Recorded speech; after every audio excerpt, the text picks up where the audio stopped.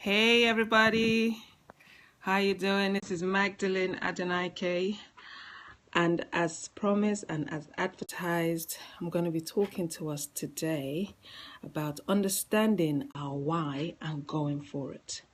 This is a 5-day campaign that I've decided to start with about understanding our why. You know, sometimes we do things without understanding why we do it and what the purpose is of doing it, or why does certain things happen to us? Why do certain things happen to us and we realize, but why me? Why me? Why me? Why me? But then have we ever thought of flipping the question around and say, why not me? I'm going to give us a brief about what I'm talking about, but I just want us to kind of sink that in first. Why not me? Why not this thing happen to me? Let me talk about, for those who already know, I will talk about, it's nothing new, but for those who don't, I'll talk about my story again so that we'll have a better understanding of what I'm saying. 70, my eldest child is 17 years ago. That's where this whole process started from. Well, earlier than that, but yeah, 17 years ago, this whole thing started from there. And I found myself pregnant at school.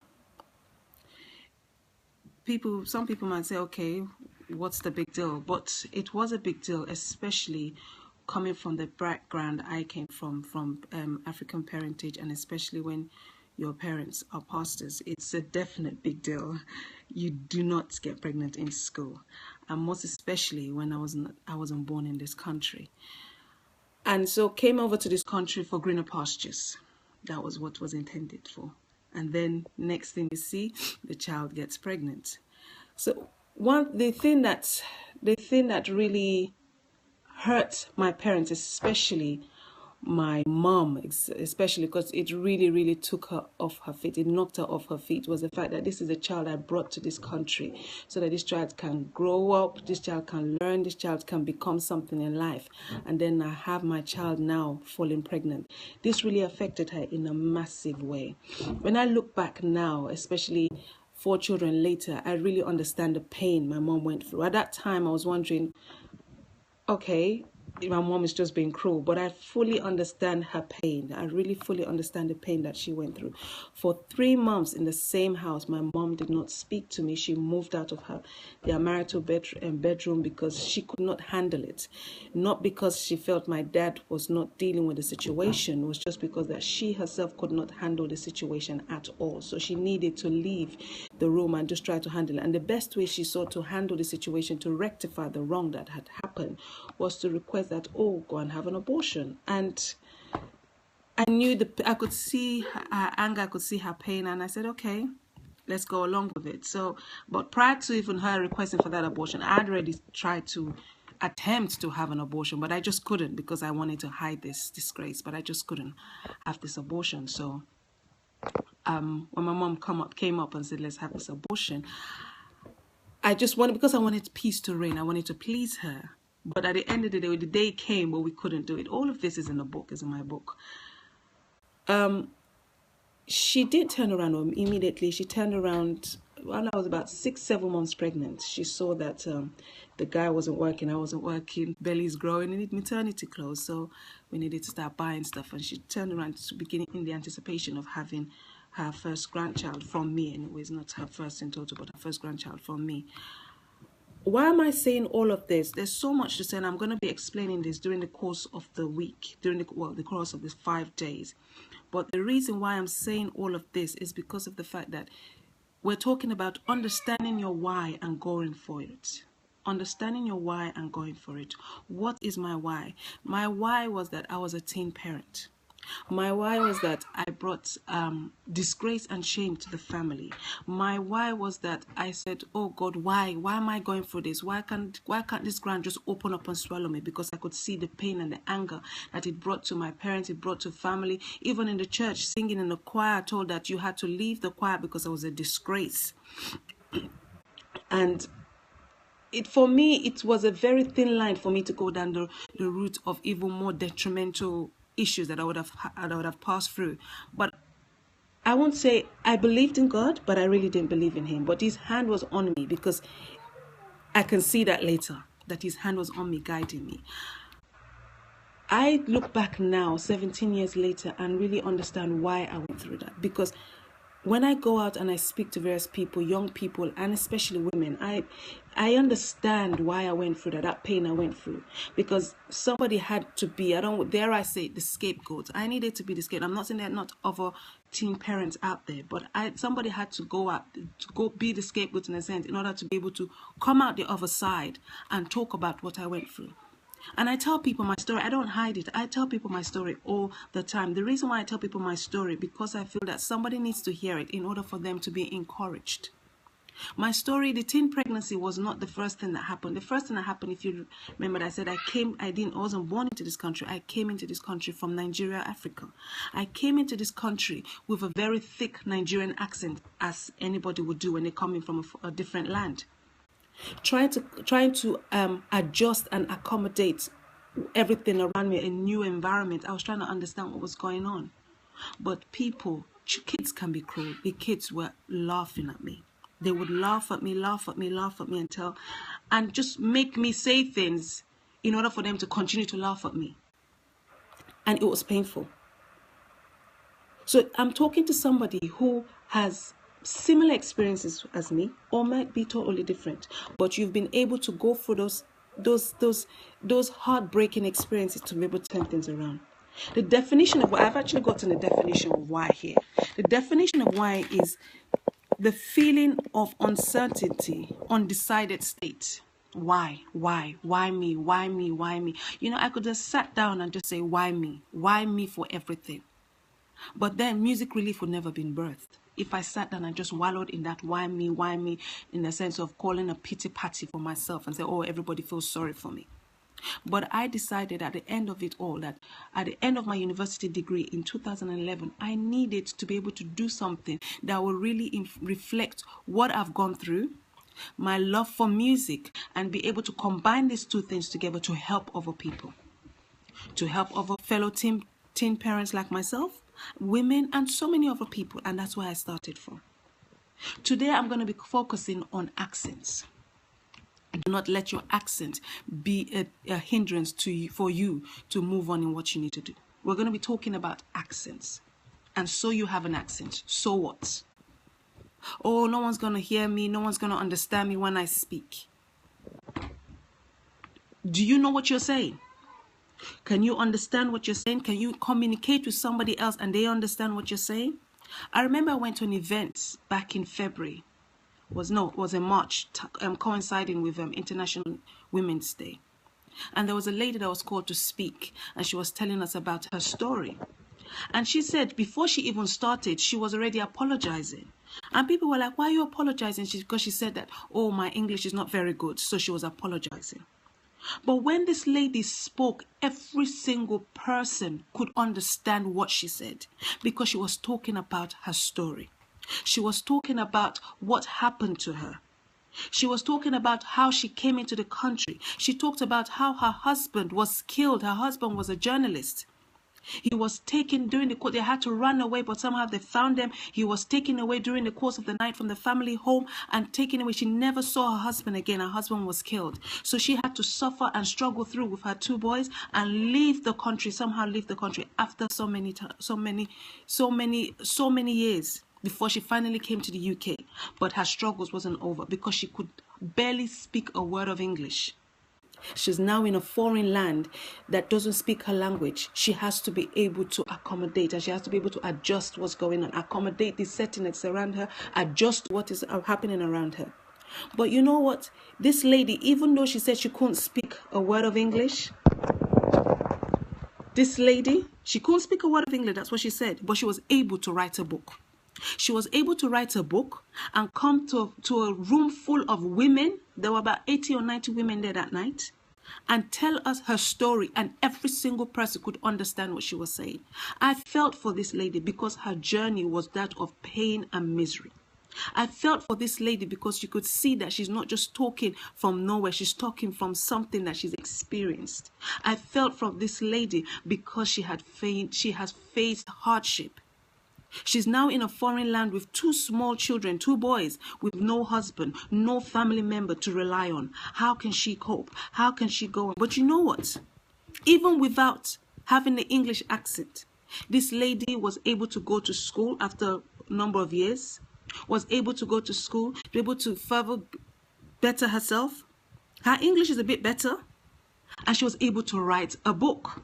So what about your accent? Do you have a story to tell? My story was teen pregnancy. My story was, when we go back from the teen pregnancy, my story was having to adjust to a new environment. I came in from Nigeria. Well, I was speaking English quite okay. I was speaking English, but I was being laughed at because my English wasn't the English that these people understood. My English wasn't the English, the accent that these people could do. So that was where the mockery came from, because I didn't sound like them. Because I didn't sound like them. Is that enough to put somebody else down because you don't sound like them? But I still persevered. It was painful. It was very painful, because I came in to finish off primary school before I started secondary school. I remember when it was coming to the end of this, my primary school studies, and I thought to myself, "Oh, thank God, this hell is over. This saga is over. That's it. I'm starting secondary school in September. My life is going to be better. Things are going to work out for me." Little did I know that the best was yet to come. The best was yet to come. I really, really, really, really wanted and prayed that this whole saga would end, but it didn't. When I started secondary school in September 92, for that first year in secondary school, nobody talked to me. Nobody. So the only time people would talk to me was when we were in class. When it came to break time and lunchtime, I was on my lonesome. I was by myself. All because of what? My accent. My accent led to bullying. When I was back in my country, I didn't have an accent problem. I came to a new country, and now all of a sudden I'm now the mocking, the main point of mockery. People laughed at me, and that led to bullying. I want to say to somebody out there, your accent should not stop you from doing what you need to do. Your accent should not hinder you from doing what you need to do. You should still push your head, like the lady I talked about. Like the lady I spoke about, who came in from a foreign land after her husband was killed, and she came into the UK as an asylum seeker with her 2 small boys. What I'm saying to you is that your accent should not be a hindrance to you achieving what you need to achieve. Each and every one of us has a story to tell. What is your story? What is your story? That's the one thing you need to think of. What is your story, and how will you interpret that story? Will you go to the grave without telling your story? Because somebody needs to hear that story. Somebody needs to hear that story in order for them to be encouraged, in order for them to be empowered. If I had kept quiet and never wrote my book, many people that I've come in contact with today, I may or may never have met them. But I listened to my mentors who said to me, write a book. And I wrote that book. I wrote that book. For me to find that book last year, October, a group of young people acting out my life on stage as a result of that book. I sat down looking with tears in my eyes. I said, this is my life that has been acted on stage. My life being acted on stage. I went through hell and back. I went through hell and back in order for me to be able to sit here today and talk to you. Are things fantastic for me? I'm on a journey.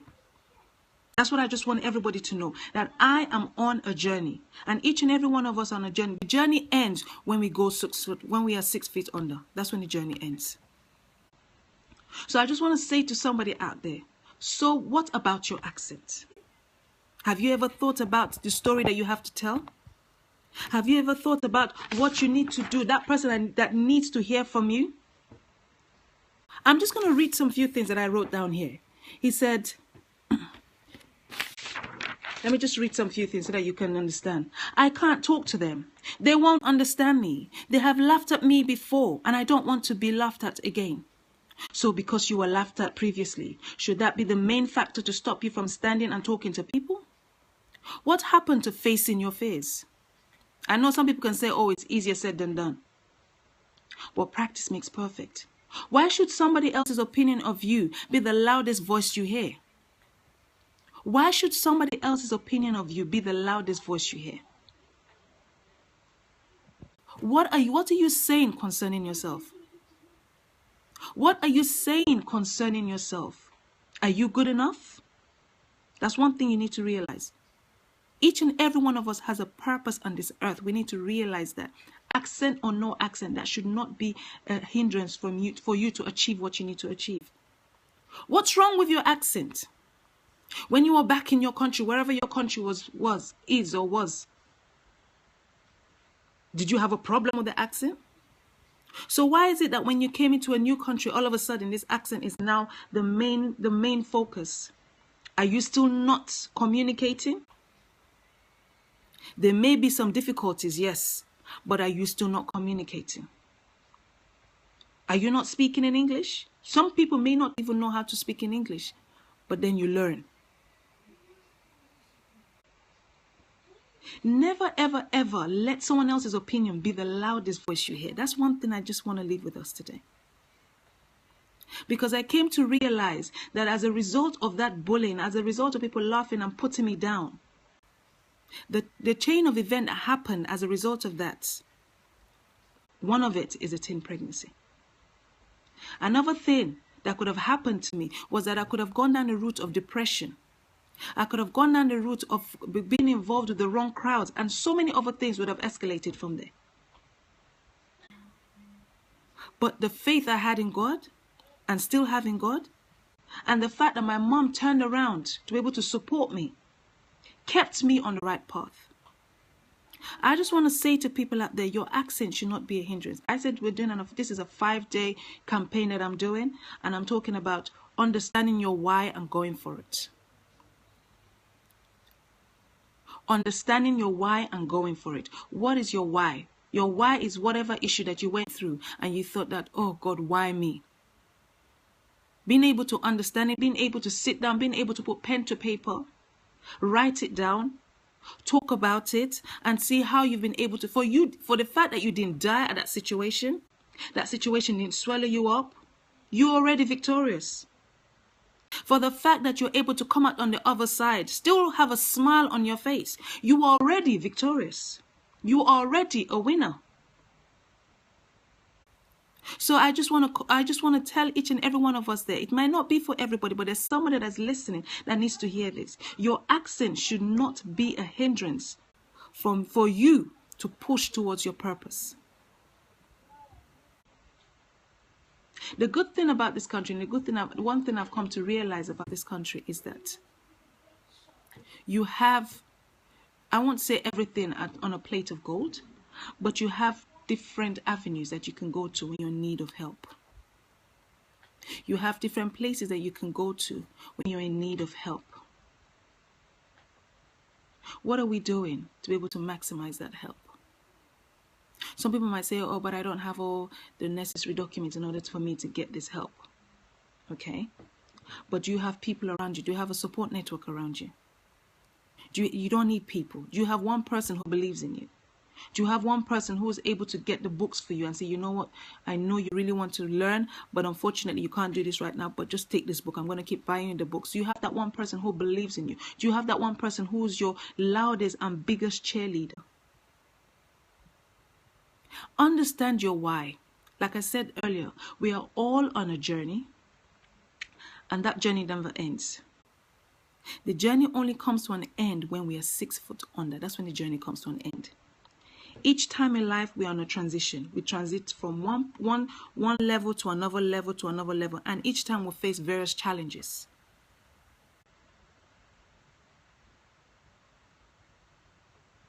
Understand your why and go for it.